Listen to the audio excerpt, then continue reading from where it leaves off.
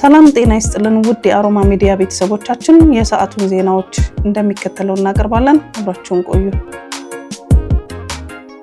100 በኤሌክትሪክ የሚሰሩ የብዙሃን ትራንስፖርት አውቶቡሶች ስራ ጀመሩ። የአዲስ አበባ ከተማ አስተዳደር በኤሌክትሪክ የሚሰሩ የብዙሃን ትራንስፖርት አገልግሎት ሰጪ 100 አውቶቡሶችን ስራ አስጀመረ። አውቶቡሶቹ የቅድሚያ ክፍያ ካርድን ጨምሮ ዘመናዊ የአገልግሎት አሰጣጥ መያዛቸውን ተገልጿል። በመዲናዋ በተለያዩ አካባቢ ስምሪት ወስደው እንደሚሰሩም ተመላክቷል። በአገልግሎት ማስጀመሪያ መርሃ ግብሩ ላይ አዲስ አበባ ከተማ አስተዳደር ከንቲባ አዳነች አቤቤ፣ የትራንስፖርት ሎጂስቲክስ ሚኒስትር ዶክተር አለሙ ሰሜና ሌሎች የከተማዋና የፌዴራል ከፍተኛ የመንግስት የስራ ኃላፊዎች ተገኝተዋል። በክልሎች የሚቋቋመው ጊዜያዊ አስተዳደር የስልጣን ዘመን ለ2 ጊዜ እስከ 2 ዓመት ድረስ እንዲራዘም የሚያስችል የአዋጅ ማሻሻያ ረቂቅ ዛሬ መጋቢት 23 ቀን 2017 ዓ.ም በህዝብ ተወካዮች ምክር ቤት ቀርቦ ሊጸድቅ ነው። የአዋጅ ማሻሻያ ረቂቁ ከዚህ ቀደም የፌዴሬሽን ምክር ቤት ስልጣን የነበረው የክልል ጊዜያዊ አስተዳደር የቆይታ ጊዜ የማራዘም ኃላፊነት ለምክር ቤቱ አፈጉባኤ ይሰጣል። በሰሜናዊ እንግሊዝ ለመጀመሪያ ጊዜ በወፍ ጉንፋን በርድ ፍሉ የተያዘ በግ መገኘቱን ተከትሎ ቫይረሱ በአጥቢ እንስሳት መካከል የሚዛመት መሆኑን ከጊዜ ወደ ጊዜ አሳሳቢ እየሆነ መጥቷል። ይህ በሌላ ስሙ H5N1 በመባል የሚታወቀው ቫይረስ ቀደም ሲል ከብቶችንና የዱር አጥቢ እንስሳትን አጥቅቶ ያውቃል። በተጨማሪም ከ2 አስርተ ዓመታት በፊት ይህ የወፍ ጉንፋን በሽታ በወረርሽኝ መልክ ተከስቶ በመቶዎች የሚቆጠሩ ሰዎች ተይዘው የነበረ ሲሆን ከነዚህ መካከል ግማሽ ያህሉ ህይወታቸውን አጥተዋል። ይሁን እንጂ በአሁኑ ጊዜ ቫይረሱ ከሰው ወደ ሰው ሊተላለፍ እንደሚችል ሳይንቲስቶች ይናገራሉ። የሮም ማራቶንን ለ30ኛ ጊዜ ያጠናቀቁ የ92 ዓመቱ የዕድሜ ባለጸጋ አንድም ቀን የእግር ህመም አሟቸው አያውቅም። በህይወታቸው ዘመን ክብደታቸው ከ50 ኪሎ ግራም ከፍም ዝቅም ብሎ አያውቅም። ጣሊያናዊ አንቶኒ ራኦ ሩጫ የህይወት አንድ አካል ከሆነ 80 ዓመታት ተቆጥረዋል ይላሉ። ግን ዛሬ በ92 ዓመታቸው ሩጫ የማቆም እቅድ እንደሌላቸው ተናግረዋል። በዚህ ዓመት ታዲያ ለ30 ተከታታይ ዓመታት ያደረጉት የሮም ማራቶን ላይ በመሳተፍ ከ7 ሰዓት ባነሰ ጊዜ በመግባት አጠናቀዋል። በ1933 የተወለዱት ራኦ ገና የ10 ዓመት ታዳጊ ሳሉ ከቤታቸው ካላብሪያን እስከ ሮም ይሮጡ እንደነበር አስታውሰዋል። የ92 ዓመቱ የማራቶን የዕድሜ ባለጸጋ ሲናገሩ እኔ በዚህ ዕድሜ ማድረግ ከቻል ምንም ማድረግ ይቻላል የሚሉት ራኦ ላለፉት 30 ዓመታት የተካሄደው የሮም ማራቶን አምልጧቸው አያውቅም። በሌለበት የዕድሜ ልክ ጽኑ እስራት ቅጣት የተላለፈበት ተከሳሽ በቁጥጥር ስር ዋለ። ካንተ ጋር በፍቅር ግንኙነት መቀጠል አልፈልግም ብላኛለች በሚል ምክንያት በአንድ ግለሰብ ላይ የግድያ ወንጀል የፈጸመው እና በሌለበት የዕድሜ ልክ ጽኑ እስራት ቅጣት የተላለፈበት ተከሳሽ በቁጥጥር ስር ዋለ። ተከሳሹ ጌታቸው አለም ፀሐይ የወንጀል ድርጊቱን የፈጸመው ጥር 2 ቀን 2011 ዓ.ም ከቀኑ 5 ሰዓት ገደማ በንፋስ ስልክ ላፍቶ ክፍለ ከተማ ወረዳ ልዩ ቦታው ሳባ ህንፃ ላይ ነው። ከአዲስ አበባ ፖሊስ ወንጀል ምርመራ የተገኘው መረጃ እንደሚያመለክተው ተከሳሹ በህንፃ 6ኛ ፎቅ ወደሚገኘው ክፍለ ከተማው የፋይናንስና ኢኮኖሚ ልማት ጽሕፈት ቤት ቢሮ ውስጥ በመግባት የፍቅር ጓደኛዬ ናት በሚላት መዓዛ ካሳ በተባለች ግለሰብ ላይ የግድያ ወንጀሉን ፈጽሟል። አልፈልግህም ብላኛለች በሚል ምክንያት በመካከላቸው በተፈጠረ አለመግባባት ግለሰቧን በቢሮዋ ውስጥ እያሯሯጠ የተለያየ የሰውነት ክፍሏን በስለት በመውጋት ህይወቷ እንዲያልፍ ያደረገው ተከሳሹ በፖሊስ ቁጥጥር ስር ውሎ በሰውና በሰነድ ማስረጃ የምርመራ መዝገብ ተደራጅቶበታል።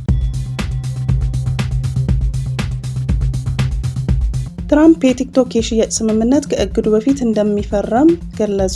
ፕሬዝዳንት ዶናልድ ትራምፕ የቻይናው ባይትዳንስ የቲክቶክን ድርሻ እንዲሰጥ ከኩባንያው ጋር የተጀመረው ድርድር መተግበሪያው ከፊታችን ቅዳሜ በኋላ በሀገር አሜሪካ ከመታገዱ በፊት በስምምነት ፊርማ እንደሚጠናቀቅ አመላክተዋል። ትራምፕ ቲክቶክ ቻይናዊ ያልሆነ ገዢ እንዲያፈላልግ እስከ ቅዳሜ አፕሪል 5 ቀን ቀነ ገደብ አስቀምጠዋል። ይህ ካልሆነ ግን ከብሔራዊ ደህንነት ጋር በተያያዘ መተግበሪያው በሀገር አሜሪካ እገዳ እንደሚጣልበት አስጠንቅቀዋል። ፕሬዝዳንቱ እሁድ ዕለት ጉዳዩን ለጋዜጠኞች ሲያብራሩ አቅሙ ያላቸው በርካታ ገዢዎች አሉን፣ ለቲክቶክ ከፍተኛ ፍላጎት አለ፣ ቲክቶክ በአሜሪካ ህያው ሆኖ መቀጠሉን ማየት እፈልጋለሁ ብለዋል። 170 ሚሊዮን የአሜሪካን የሚጠቀሙበት የአጭር ቪዲዮ መተግበሪያ የቲክቶክ የድርሻ ሽያጭ ስምምነት እንዲሳካ ቻይና የምትጫወተው ሚና እንደ ማበረታቻ የታሪፍ ቅናሽ ሊያደርጉላት እንደሚችሉም ትራምፕ ፍንጭ ሰጥተዋል።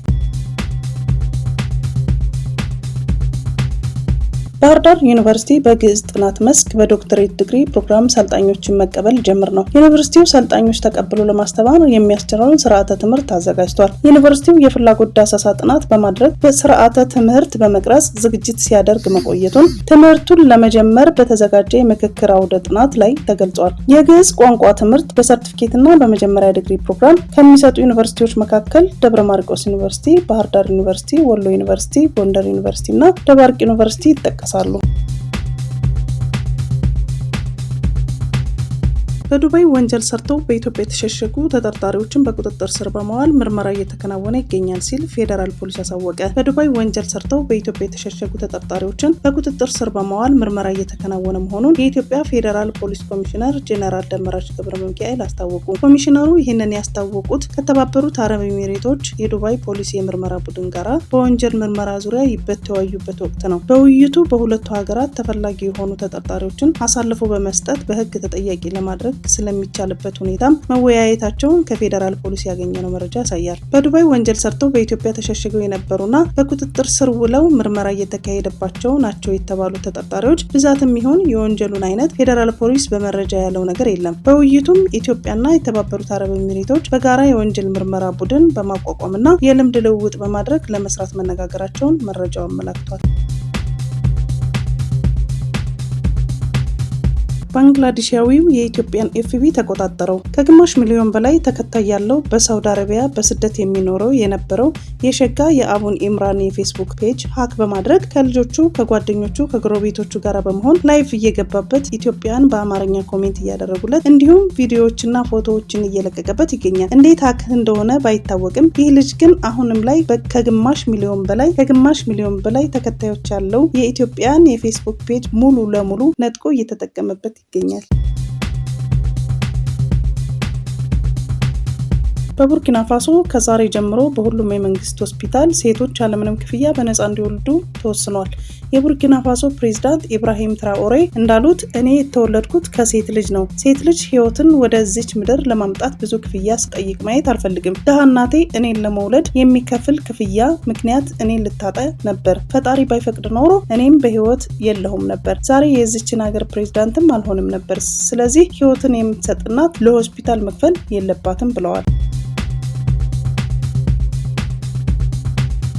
የፌዴራል መንግስት በክልሎች ጣልቃ የሚገባበትን ስርዓት የሚደነግገውን አዋጅ አጸደቀ። ህዝብ ተወካዮች ምክር ቤት ዛሬ ባካሄደው 22ኛ መደበኛ ስብሰባ የፌዴራል መንግስት በክልሎች ጣልቃ የሚገባበትን ስርዓት ለመደንገግ የወጣ ማሻሻያ አዋጅን ጨምሮ አጽድቋል። የማሻሻያ አዋጁ ከዚህ ቀደም በነበረው አዋጅ በትግበራ ላይ ያጋጠሙ ተግዳሮቶችን ለመፍታት ያለመ መሆኑን ተገልጿል። በዚህ መሰረት አዋጁ እስካሁን በስራ ላይ የነበረውን አዋጅ ቁጥር 359/1995 የሚተካ ሲሆን ለአዋጅ ቁጥር 1373/2017 ሆኖ በሁለት ድምፅ ተአቅቦ በአብላጫ ድምፅ ጸድቋል።